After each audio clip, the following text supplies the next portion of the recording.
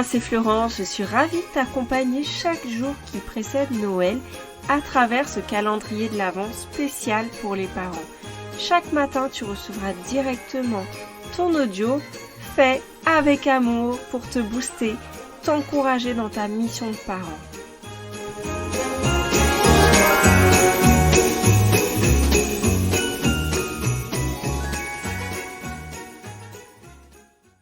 En ce moment pour toi, c'est pas la joie.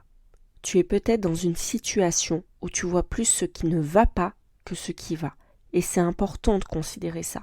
La vie n'est pas faite que de moments de joie et nier tes émotions ne t'aidera pas. Donc je te propose pas ici de balayer tes émotions et de les remplacer par de la joie. D'ailleurs, c'est ce qu'on essaye de faire naturellement. On essaye souvent d'étouffer ce qu'on ressent pour ne pas souffrir, pour ne pas se sentir faible, nul, etc. Comme si finalement ressentir des frustrations, de la colère, c'était être faible. En fait, il ne s'agit pas de ça.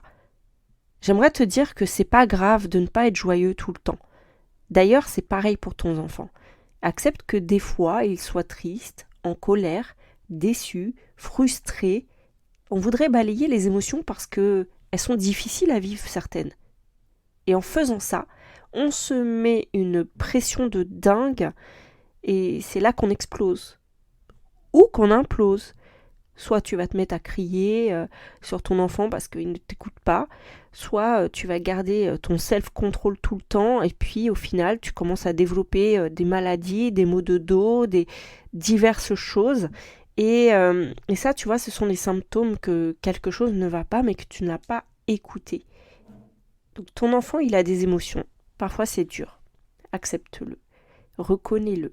Ne minimise pas non plus ce que toi tu ressens. Ça a de l'importance. Et plus tu accueilleras ce que tu ressens, plus tu pourras identifier le besoin derrière et y répondre. Alors bien sûr, il y a certains comportements que tu ne peux pas accepter, mais il y a une différence entre le comportement et ce que tu ressens ou ce que ressent ton enfant. Et ça, tu vois, tu peux lui en parler. Tu peux lui dire que tu peux comprendre sa colère, sa frustration, mais que tu n'acceptes pas certains comportements. Et donc, même si tu n'as pas à être joyeux tout le temps ou à attendre que ton enfant soit joyeux tout le temps, on aimerait bien qu'il soit tout le temps dans la joie, j'attire ton attention sur le fait que si ça dure longtemps, si tu n'as plus la joie dans ton cœur, il faut s'en occuper. Parce que bien que toutes les émotions soient légitimes, ne plus avoir de joie du tout, en fait, ça te met petit à petit dans une forme de dépression. Tu n'as plus le goût de faire des choses, de voir du monde, de jouer avec ton enfant. Est-ce qu'il doit y avoir tout le temps la joie ? Non. Mais peut-être qu'il peut y en avoir suffisamment pour te donner de l'énergie de traverser les difficultés. Un peu comme dans un jeu vidéo, le héros perd de l'énergie, en fait. Mais il fait des choses pour en regagner. Et tu vois, c'est un peu comme toi. Peut-être que là, t'as plus d'énergie, t'as plus de jus, et que chercher des moments de joie, ça va t'en redonner. Donc, je te parle de ça parce que c'est vrai que quand on a tendance à remarquer que le verre à moitié vide, on oublie qu'il y a une partie en fait qui va bien. Et le fait de remarquer uniquement ce qui ne va pas, ça s'appelle le biais de la négativité. Tu vas mettre ton focus uniquement sur ce qui ne va pas, sans accorder d'importance à ce qui va bien.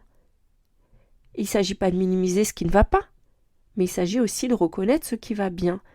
Et l'attention, en fait, dans ces cas-là, elle est portée de manière disproportionnée sur les aspects négatifs des situations, des expériences ou des informations que tu as. Et du coup, tu confirmes tes pensées négatives en remarquant toutes les situations qui vont dans ce sens. Tu commences à faire des généralisations. Rien ne va. Il ne m'écoute jamais. Je n'y arrive pas. J'ai pas de patience. Tu commences à généraliser quelque chose, à tirer des conclusions, alors qu'il s'agit uniquement de certaines situations. Donc, ce que je te propose aujourd'hui, c'est de mettre ton focus aussi sur ce qui va bien et de te créer ces moments de joie qui vont te redonner de l'énergie pour traverser aussi bien les moments difficiles que les moments qui vont bien. Tu peux par exemple d'abord remarquer tes pensées négatives, celles qui t'envoient au 36e dessous. Et là, tu peux chercher à confirmer le contraire. Par exemple, chercher des situations qui te prouvent le contraire. Par exemple, mon enfant ne m'aide jamais. Eh bien, tu peux chercher la dernière fois où il t'a aidé. Mon enfant est toujours sur les écrans. Tu peux chercher la dernière fois où c'est pas vrai en fait. Il est venu avec toi, il a parlé, etc. Et tu peux chercher en fait à reconnaître ces moments où finalement ça s'est bien passé. Parce que plus tu feras ça, plus tu entraîneras ton cerveau à remarquer aussi ce qui va bien. Et ça va te redonner de l'énergie. Et ça va te redonner de la joie. Parce qu'aujourd'hui, le but, c'est de retrouver de la joie dans sa famille. Donc, je t'invite vraiment à chercher les situations où il y a de la joie, à reconnaître toutes ces situations. Et par exemple aussi, quand tu as des problèmes, plutôt que de t'arrêter au constat du problème, cherche des solutions pour avoir une perspective optimiste. Par exemple, si tu te dis « oui, j'y arrive jamais », cherche comment faire. Alors des fois, tu as peut-être essayé des choses et puis tu as échoué. Mais quand un enfant a appris à marcher, tu sais qu'il est tombé 2000 fois avant d'arriver à le faire. Je te dis pas que tu vas mettre 2000 fois, mais plus tu vas essayer, plus tu vas y arriver. Dis-toi par exemple que tu es en chemin, que tu apprends à le faire et que en faisant, tu vas y arriver. Ensuite, je te propose de cultiver la gratitude. Est-ce que tu prends le temps de célébrer chaque jour ce qui t'a plu, de remarquer déjà? Est-ce qu'il y a rien qui t'a plu dans la journée? Il y a peut-être quelque chose qui t'a fait rire. Un jour, j'ai dit lors d'un coaching d'entrepreneur, on devait se mettre des objectifs personnels et professionnels.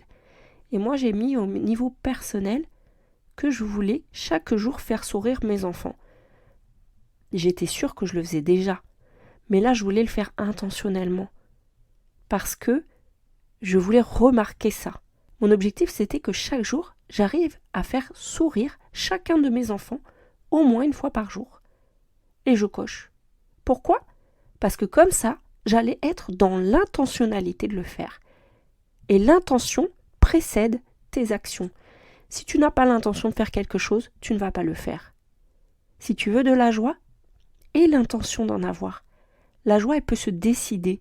Et comme tu as peut-être oublié de célébrer des choses qui t'ont marqué, ce que je te propose, c'est chaque jour au repas, par exemple, ou au moment du coucher avec tes enfants, de vous demander qu'est-ce qui vous a plu aujourd'hui et de lister 3 choses qui vous ont plu.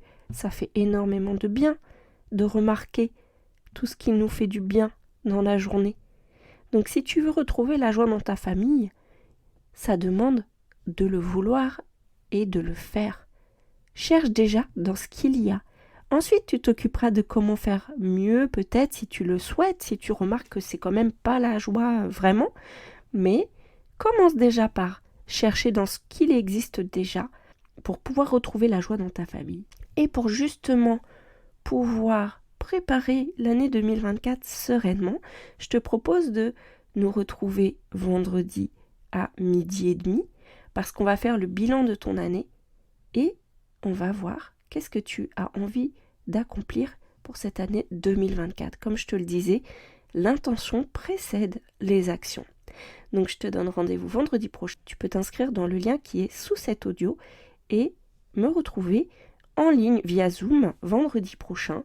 Donc j'enverrai le lien à tous ceux qui se sont inscrits. J'ai hâte de te retrouver et je te souhaite une excellente journée. Je te dis à demain pour la suite des paillettes de l'Avent. Bye bye.